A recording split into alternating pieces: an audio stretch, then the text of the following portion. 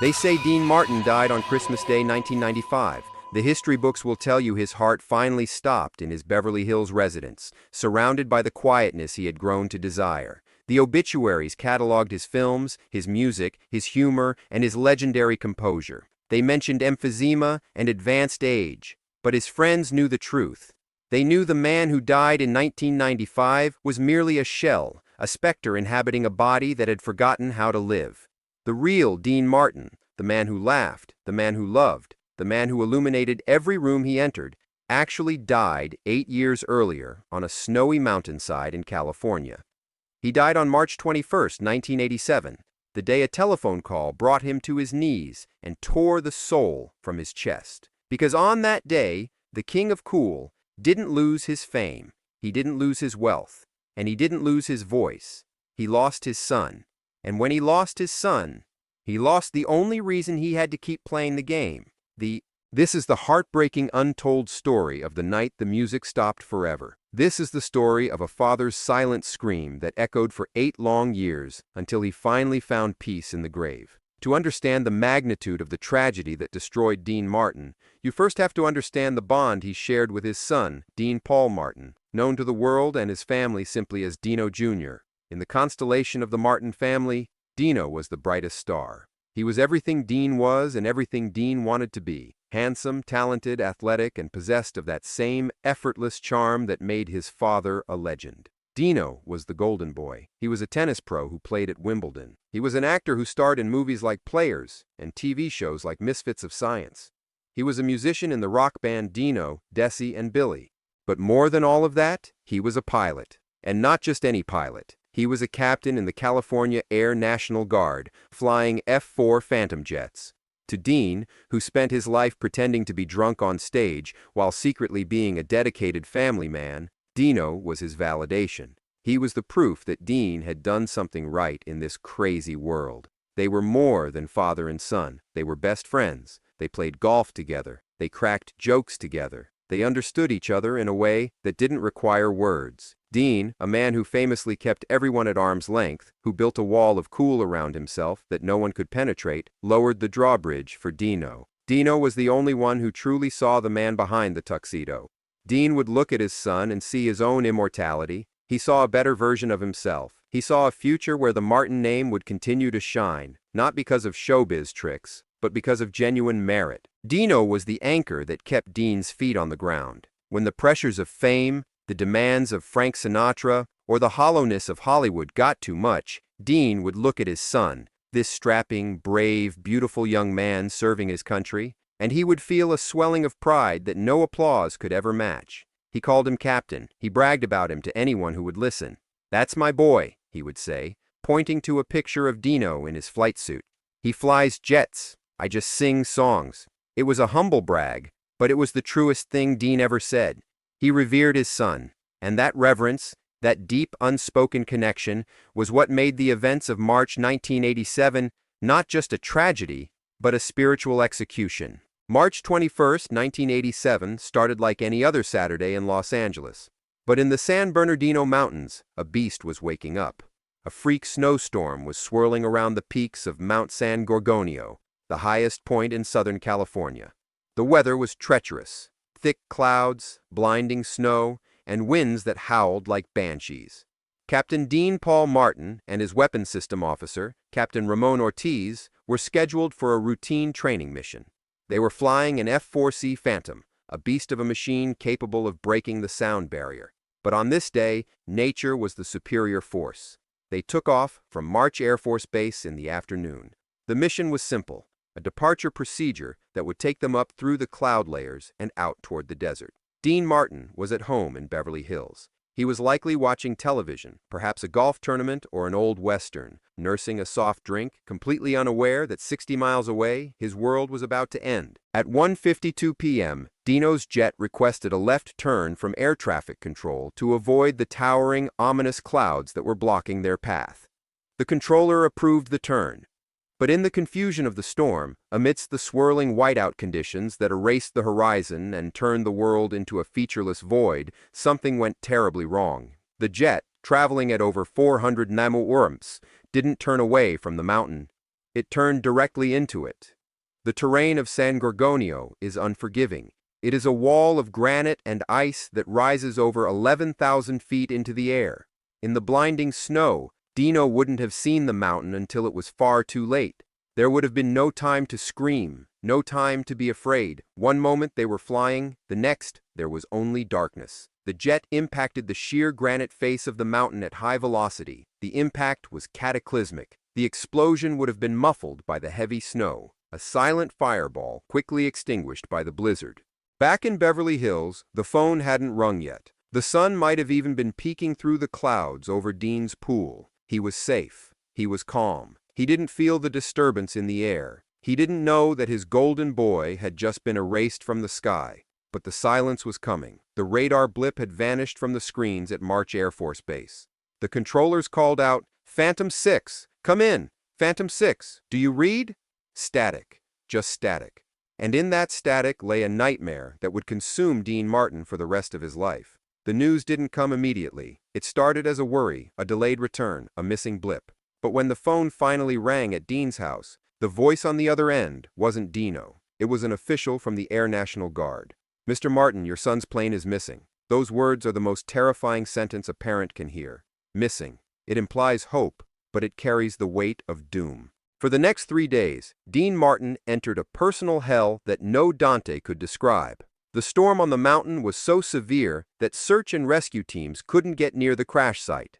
Helicopters were grounded. Foot patrols were turned back by avalanches and zero visibility. Dean sat in his living room. He didn't sleep. He didn't eat. He chain-smoked pack after pack of cigarettes, the smoke creating a blue haze around him that matched his mood. He stared at the telephone as if by sheer force of will he could make it ring with good news. He imagined scenarios. Maybe Dino had ejected. Maybe he was sitting on the mountainside wrapped in his parachute waiting for rescue. Maybe he was cold, but alive. Dean clung to these fantasies with the desperation of a drowning man.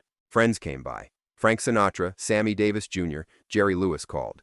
But Dean barely spoke to them. He was in a trance of agony. He wasn't the king of cool anymore. He was just a frightened father trembling in his pajamas. He paced the floor, walking miles on his expensive carpets, muttering prayers he hadn't said since he was a boy in Ohio. "Please, God, take everything. Take the money. Take the fame. Just give me the boy. Just give me the boy." But God wasn't bargaining that week. The storm raged on, covering the mountain in a shroud of white, hiding the wreckage and the truth. Every hour that passed without news was a torture session. The not knowing was a razor blade slicing through Dean's sanity. He would pour a drink, look at it, and set it down untouched. Alcohol couldn't dull this pain. On the third day, March 24th, the weather cleared just enough for a search helicopter to make it up to the crash site. What they found was carnage. The jet had disintegrated on impact. There were no survivors. There could never have been survivors. The mountain had claimed them instantly. When the call came to confirm that Dino was gone, Dean didn't scream. He didn't throw things. He simply collapsed inward. It was as if the strings that held his puppet body together had been cut. The light in his eyes, that mischievous twinkle that had charmed the world for 40 years, flickered out and died. He hung up the phone and sat in his favorite chair, staring at a blank television screen. The silence in the room was deafening. It was the sound of a heart breaking beyond repair. The funeral was a blur of black limousines, weeping celebrities, and military honors. A folded American flag. The sound of taps played on a lonely bugle. Dean Martin was there physically, but spiritually he was miles away. He moved like a robot.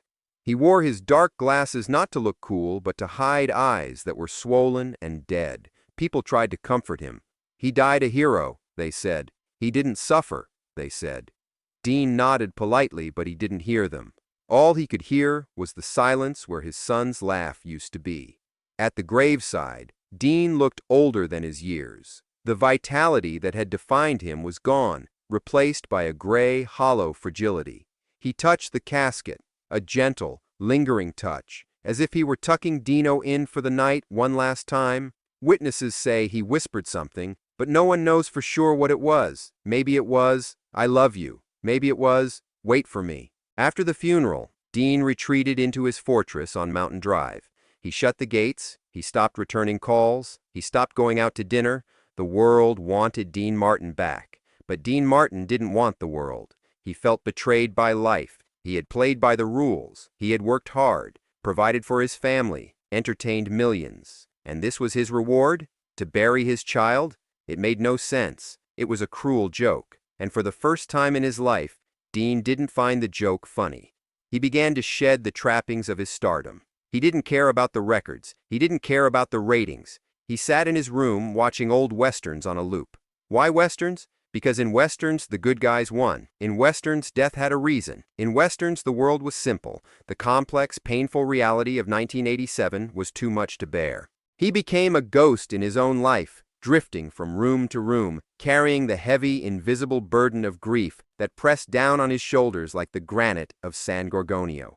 A year later, in 1988, Frank Sinatra and Sammy Davis Jr. tried to save him. They saw their friend fading away, dying of a broken heart, and they came up with a plan, a massive reunion tour, together again. The Rat Pack back on stage, filling stadiums, reliving the glory days. Frank thought the applause would heal Dean. He thought the music would bring him back to life. Frank was wrong. Frank didn't understand that Dean didn't want to be healed. He just wanted to be left alone. But Dean, ever the loyal friend, agreed.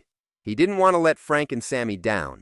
The tour started, and it was a disaster for Dean. He stood on stage in Oakland, in Vancouver, in Chicago, and he looked lost. He would forget lyrics. He would flick his cigarette ashes onto the stage floor with a look of utter disdain. The old magic, the timing, the spark, it was gone. He looked at the audience and saw thousands of strangers who wanted him to be funny, who wanted him to be Dino, while his heart was bleeding. He felt like a clown performing at a funeral. In Chicago, it reached a breaking point. Dean turned to Frank on stage and mumbled, "I want to go home." Frank tried to push him, tried to rally him. "Come on, Dean, let's knock 'em dead." But Dean had nothing left to give. He threw his cigarette down, walked off the stage, and went straight to the airport. He flew home to Los Angeles, leaving the tour, leaving the money, leaving the legend behind.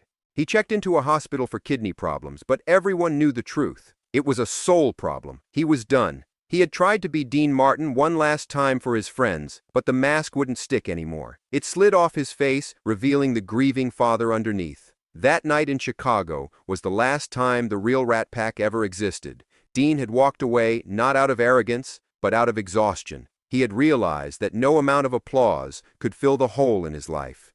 The final 7 years of Dean Martin's life were a study in solitude. He didn't become a recluse in the crazy sense. He just became a man who was finished with the noise. He established a quiet routine. Every evening, he would put on his tuxedo or a sports coat, always dressing for dinner out of habit and self-respect, and go to his favorite Italian restaurant, La Famiglia or Da Vinci.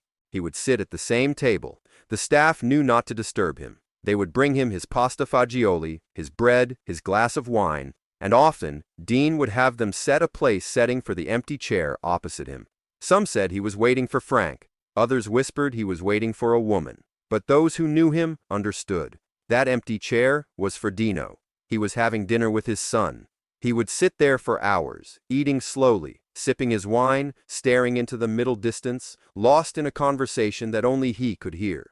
Fans would sometimes approach him, asking for an autograph. Dean would always be polite. He would sign the napkin, smile that sleepy smile, and say, "You're welcome, pal."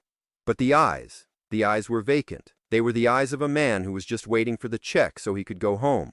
He spent his days watching TV, playing golf until he became too weak, and sleeping. He wasn't sad in a dramatic, weeping way anymore. He was just absent. He was serving out his time. He was a prisoner of existence, waiting for parole. He missed his friends. Sammy died in 1990, and that was another blow. But mostly, he missed the boy on the mountain. He told a friend once, "I'm not afraid of dying. Why should I be? Everyone I love is already there." It was a profound statement of faith and fatigue. The king of cool had become a monk of grief, finding a strange comfort in his loneliness. And then the end finally came. It was Christmas Day, 1995, a poetic date for a man who had made Marshmallow World and Baby It's Cold Outside holiday anthems.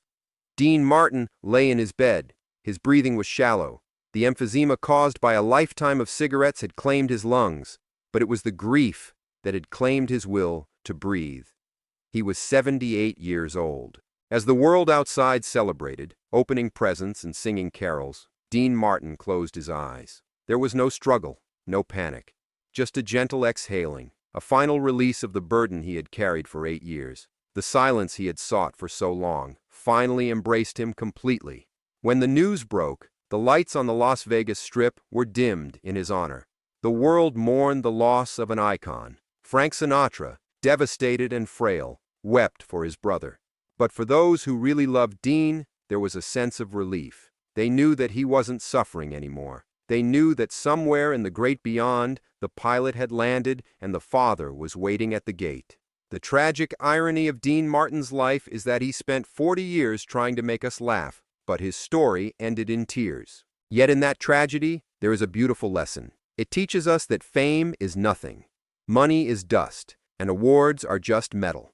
The only thing that truly matters, the only thing that can break a man like Dean Martin, is love.